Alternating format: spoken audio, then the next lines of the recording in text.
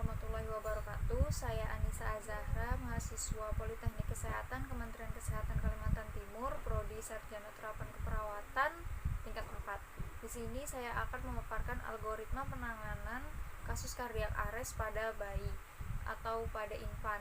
Nah, di sini pertama-tama kasus kardiak ares pada bayi itu dibagi menjadi dua, yaitu kasus witness dan kasus unwitness. Jadi kondisi witness adalah kondisi di mana kita melihat atau kita berada di TKP saat pasien mengalami perburukan kondisi hingga akhirnya pasien mengalami henti jantung. Dan untuk kasus unwitness adalah saat kita menemui pasien sudah tidak sadarkan diri, sudah tidak merespon atau sudah pasien mengalami henti jantung. Nah, untuk penanganan kasus unwitness itu pertama ketika kita menemui pasien kita cek respon. Lalu kita cek nadi, jika tidak teraba nadi kita langsung lakukan resusitasi jantung paru selama 2 menit. Lalu setelah itu kita aktifkan IMS. Dan untuk algoritma penanganan pasien yang witness itu sama dengan algoritma penanganan pasien dewasa, yaitu DRSCAB, yaitu danger, respond, shout or search for help, circulation, airway, and breathing. Jadi danger kita pastikan dulu diri kita aman, pasien aman, dan lingkungan aman. Nah, setelah kita pastikan semuanya aman, lalu kita cek respon pasien. Nah, untuk kasus bayi kita cek responnya, kita menepuk-nepuk telapak kaki bayi sambil mengatakan nak. Jika pasien tidak merespon, lalu kita meminta pertolongan atau shout for help, kita meminta orang untuk mengaktifkan IMS atau meminta menelpon ambulan. Nah, setelah itu kita lakukan pengecekan nadi. Nah, untuk pasien bayi kita lakukan pengecekan di nadi brachialis.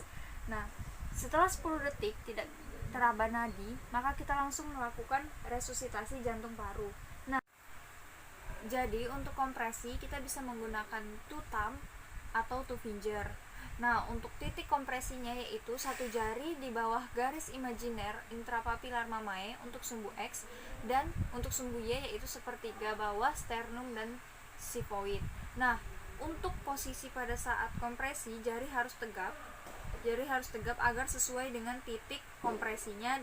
Untuk tutam, jadi untuk jari-jari yang lain menopang bagian punggungnya, dan untuk two finger 2 jari untuk kompresi dan tangan sebelahnya itu untuk menopang.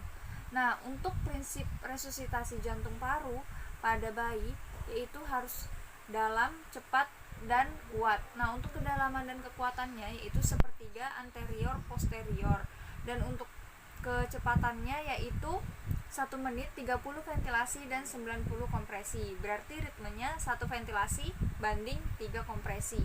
Jadi untuk ritmenya yaitu 1:3, 1 ventilasi dan 3 kompresi. Di sini saya akan mempraktekkan dengan menggunakan two thumb.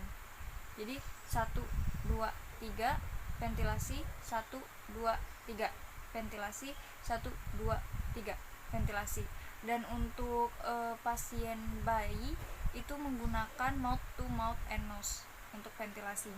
Dan ingat ketika kita melakukan kompresi bahwa harus terjadi full chest recoil agar darah bisa masuk lagi ke dalam atrium, sehingga ketika kita melakukan kompresi maka darah akan terpompa keluar. Jika tidak terjadi full chest recoil, maka tidak akan ada cardiac output karena tidak ada darah yang dapat dipompakan untuk kealiran darah. Dan perlu diingat juga untuk resusitasi jantung paru kita harus meminimalkan interupsi. Sekian video dari saya, kurang lebihnya saya mohon maaf. Assalamualaikum warahmatullahi wabarakatuh.